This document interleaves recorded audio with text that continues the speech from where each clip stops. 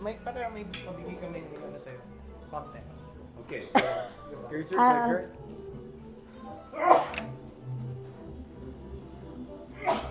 Sige, wala akong wala akong Ayun mo na lang. Ayun. Click. Let's go back. Okay. forward is here. Yes. Okay. Wala akong kodigo. So we have cameras, by the way. Camera. Oh, where's your mic? It's here? Okay, good. Alright.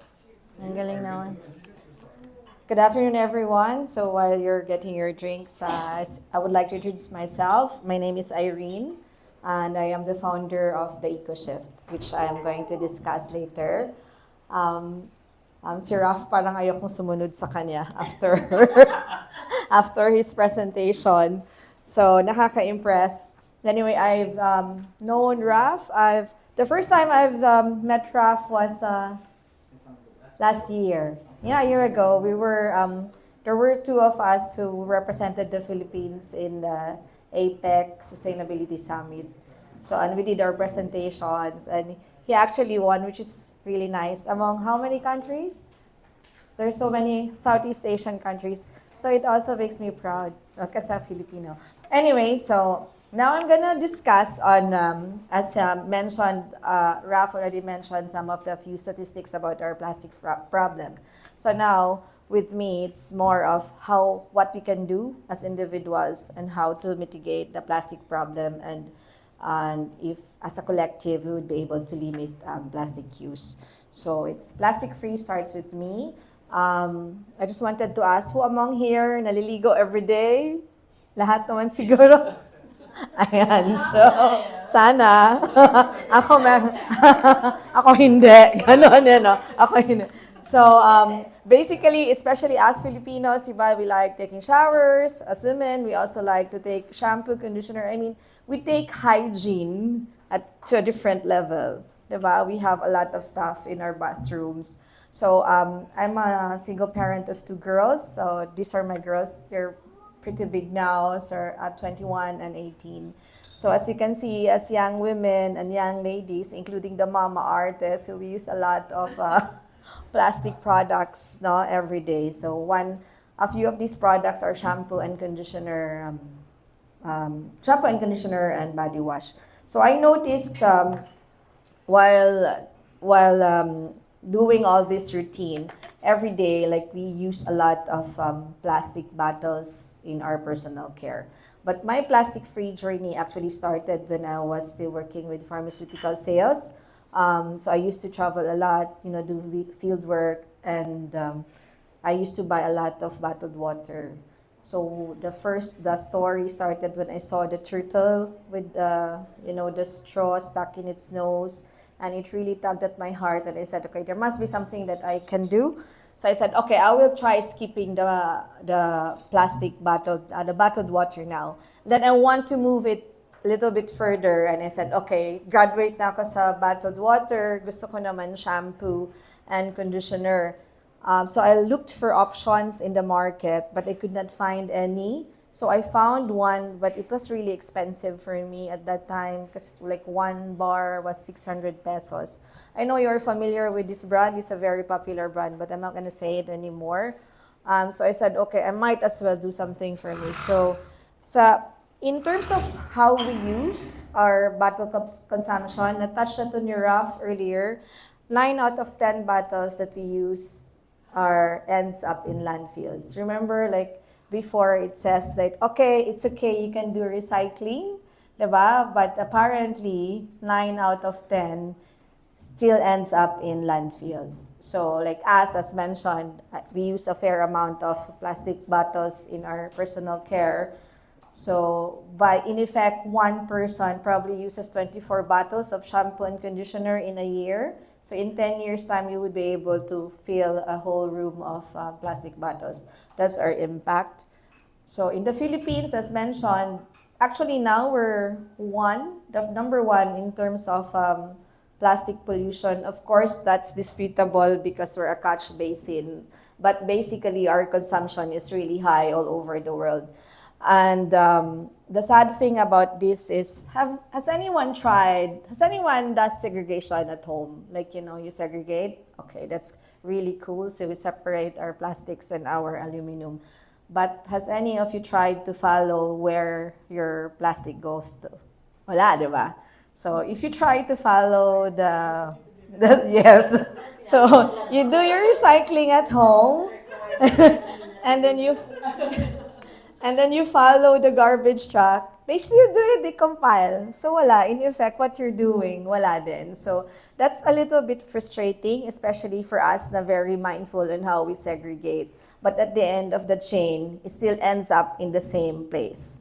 So that's one of the reasons why recycling actually doesn't work, especially in our country. Even as much as we want to do recycling, we just do not have the capacity to actually recycle. And globally, yeah, 1%, 9% lang yung nare-recycle. So we also don't have access to proper disposal. So as mentioned earlier, we're actually eating 1 credit card of plastic each year. So if you look at I know like some of you for banks, credit card, that's how the amount of plastic we consume in a yearly basis. So now siguro mas mataas na. And in fact, studies have shown that indeed microplastics is already in our bloodstream. Microplastics are excreted in breast milk, so it's everywhere.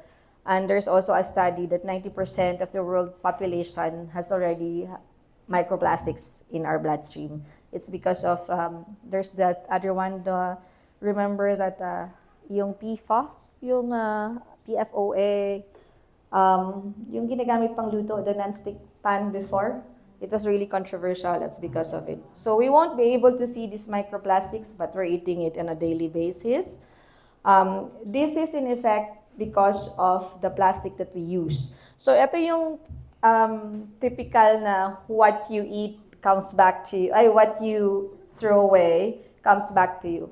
Parang ganon. So, sige, you're not being mindful about your plastic consumption, tatapon mo lang. Even if you do recycling, it still ends up in landfills. Tapos, nagsisip siya into the ground, and then we'd end up, getting back into our food streams or our soil, everything else. So, as an individual, medyo frustrating na siya for me, and I said, okay, there must be something that I can do. I cannot remove totally the plastic in my lifestyle, but I can start with, the bottled water, and then I said, okay, I'll do the personal care. So what I did first was, I tried to refuse, all those single-use plastics. Like if I drink coffee, I skip the straw. And then if I go to Starbucks, I just ask for the coffee mug instead of the ones that they put in the cups. I'm not plugging Starbucks here, but when I started my plastic-free journey, there were actually the first few coffee shops who allowed me to ask for water. Because before, like, they'd really want you to buy bottled water, but then I said, can I just ask for water without asking me to buy? So that's why, okay, sige, I'll do with Starbucks. And then they allow me to put my coffee in a mug. Of course, now Coffee Bean does it. A lot of coffee companies does it already. So these are the few things that we can actually try to do. Remember that just refuse single-use plastics. If you do in your groceries, you can also just keep, the bags. But, marketers are really good at making money because before they buy, you just use the paper bags. But now, okay, if you don't have a paper bag, we're selling here yung eco bag. But that's also made of microplastics, so it doesn't really add up to, and then you get to spend pa. So you might as well refuse doing those. And then second would be reducing our plastic consumption. One of those is like yung bottled water, you can opt to bring your tumblers. I'm not sure in BPI if do anyone here bring their own tumblers at work? Ay, ang galing na naman ng audience. So, okay, so very embracing the plastic-free lifestyle. So even if yun lang yung ipapalit mo sa lifestyle mo, you're already making an impact in the environment.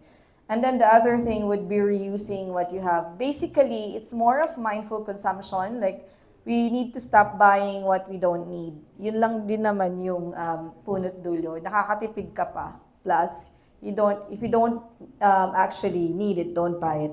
But of course, we're very much influenced by, our decisions are very much influenced emotionally when we buy things. So the other choice would be to actually choose to be mindful in what we buy. So second would be the recycling. So these are the other options that we can use, no? The reusable straw. Of course, you don't need the straw, but if you really need to buy the straw, maybe you can try for the non-plastic ones and the reusable bags and my products, of course, the shampoo bars, which are here, by the way. And then you can also use your water bottle. Ayan. So how do we redefine plastic-free alternatives? So with the EcoShift, these are the products that we actually offer. It's not moving na. Okay. Maybe it's the internet, no? Yan. So remember the story? I really got frustrated kasi nahirapan ako to look for alternatives. And I said, okay, I will just like launch my own product. So I started with shampoo and conditioner bars. The story in itself is pretty long, but I'm just gonna, to cut it short, that was the first product that I launched in December of 2018. The goal is to actually limit plastic use, just to provide options to people who also wanted to do the lifestyle change. So nung time na yon, I said it's really difficult. So when I went to the supermarket, it was so difficult to find options. So the mission is really to provide affordable plastic-free options because there are options out there but are really expensive. And the mission is just to limit plastic use. And then our vision is really like, right now, it's so common for us na if you buy something, everything is packaged in plastic. Even the fruits that we buy in the supermarket, di ba? Kahit hindi na kailangan, pinapackage pa rin sa plastic. 50 years ago, this was not the case. I remember when I was still very young, I would go to the wet market with my mom, and then we would use a basket to do the market. But later on, feeling ko, we're like, we're rich kasi we moved to plastic na. Kasi, di ba, parang, mayaman na kami kasi plastic bag na. Yun pala, I didn't know it was harming the planet. Now, everything is packed in plastic. Plus, of course, there was like this really good marketing approach before because culturally tayo, we buy tingi-tingi. Remember? So, like yung tingi na products. So, we actually proliferated yung use of single-use sachets. So that's something that we need to do as behavior change talaga. And behavior change is kind of tough to do. So the education and the awareness is crucial at this point for us. One of the few products, the goal is to provide you options completely in your personal care. So we started with shampoo and conditioner. And then eventually, we ventured into toothpaste tablets. You would see them now. It's packaged differently. So it's pretty much very easy to use. So you just put a tablet in between your teeth and your brush as usual. It works like your regular toothpaste. We also covered the skincare. Now we have skincare that are plastic-free. And this summer, we're going to launch a reef-safe sunscreen, which is actually almost related to the event now because sailing and sunscreens that are current ones, they actually affect the reefs and they kill corals.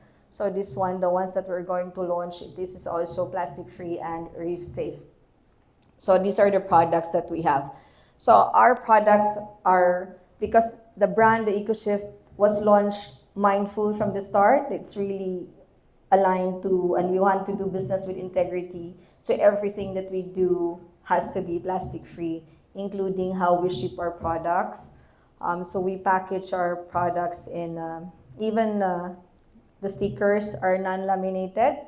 So yeah, yes. It was done in such a way na pinag-isipan. The stickers, the labels that we use, these are non-laminated. Kasi diba, remember the microplastics? So you don't want to add more to the plastic problem. So that's why if you use our products and you notice like yung stickers, ay na-erase siya because it's non-laminated. And we package our products using compostables, which we get from Saatchi, Ako Plastic Packaging. So our packaging is made of cassava. So if you put it in hot water, it just melts in hot water. There is a lot of bioplastics in the market, but I chose the cassava because you would immediately see the effect that it's being degraded right in front of your face, right in front of you. Yeah, in front of your face. And then, so we also use sugar cane for our boxes. So remember, 90% of our revenue when we started our online, even if we were in Shopee and Lazada, we have managed to ship our products plastic free. So we put our products in a box and we use craft paper, just to be able to really stick to the brand, no, and who we are as a brand. We also do not use bubble wrap, so we use this one. This is made of honeycomb paper. So that's how. Do we have a sample? Ayan. So after this lecture, if you want, you can actually explore our products there and see if you like anything. And then for our home care, we offer the swap and refill. So this one, if you can see, this is made of plastic. We have actually relaunched this one. It's better now, nicer. It's made of amber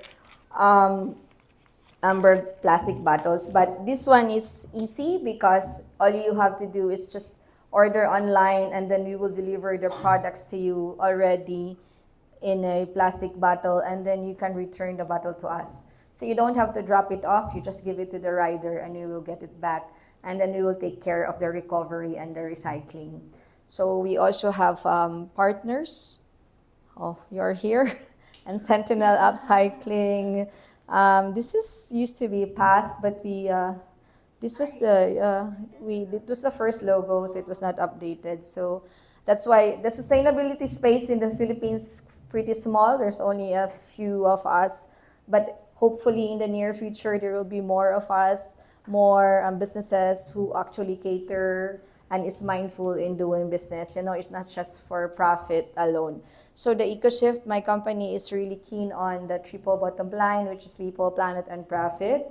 So because we ship like online, you do shipping, so we have a lot of carbon footprint. We try to offset our carbon footprint as well. Like every time, like we do, because we use website Shopify, so we have Shopify Planet, and then a portion of the funds goes to this. It's being converted just to offset carbon footprint. Yes, because we want to be net zero.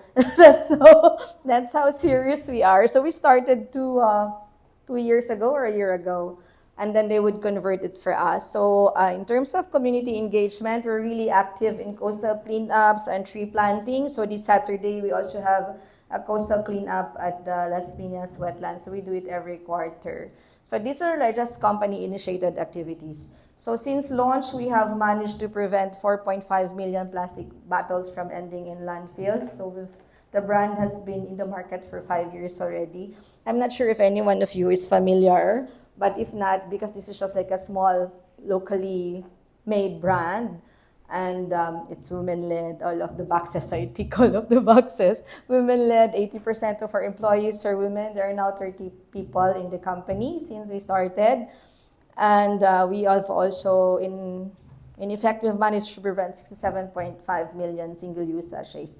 So when I first started, I didn't know the amount of impact that we would be able to achieve. But now it seems that Filipinos really want to be part of the plastic-free revolution, which is really good for us as well, no? And since I measure our success with the social impact as well, so this is really okay for us. I mean, it makes me happy. So every hour we sell at least 86 products of the EcoShift shampoo and conditioner bars, and we have managed to prevent more than 100,000 shopping bags from ending in landfills. Thank you very much. And we have served more than 200,000 people, Filipinos already. So we have more than 200,000 customers that we have served. And then because a portion of the shampoo bars that we sold, 5 pesos of it goes to our own charity.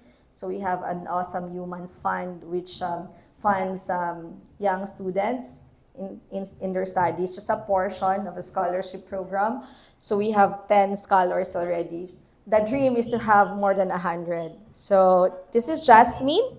So she's one of our scholars. Thanks to the EcoShift's awesome Human's Fund. The EcoShift, a pioneer in sustainable living, has always believed in the power of change through everyday choices. And now, with their innovative initiative, the Awesome Humans Fund, change is not just a choice, it's a movement. Hi, I'm Jasmine.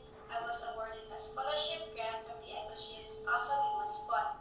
It's incredible how something as simple as buying a shampoo bar can make a real impact. Your support matters. With every purchase of the EcoShift's shampoo bar, 5 pesos go directly to the Awesome Humans Fund, creating opportunities for bright minds like Jasmine. But that's not all. The EcoShift is committed to sustainability. Their shampoo bars are not just good for your hair, they're good for the planet. Thanks to the EcoShift and everyone who supported the Awesome Humans Fund. Because of you, I'm pursuing my dreams. Together, we're making a difference. Join the EcoShift in shaping a brighter future. Buy a bar, fund a tree. Together, we're not just changing lives, we're changing the world. Nice. Thank you, Jasmine. So, yan. So, that ends my presentation. So, we wanted you to live guilt-free and shift to better. All our products are handmade in the Philippines. And if you're familiar with clean beauty, they're pretty clean, sulfite-free, paraben-free, and plastic-free. Ayan. Thank you. Okay. Thank you so much, Irene, and thank you guys Thank you. for listening. We have another speaker. The next one would be from EcoNest, that you see there, the packaging products. So, well, just a brief background. So, my name is Zed Abisuria. I'm from the Civic Saving Club, also part of the Lighthouse Legacy Foundation. And this background, syempre, as a sailor, oh, by the way, I know we're just a few here in this room, but Hi we po. have cameras here. Nice to meet And you. if you really want to support the environment, besides being here, please do Thank you po. share. Ang Share galing-galing the ni Raf. link of our talks and also try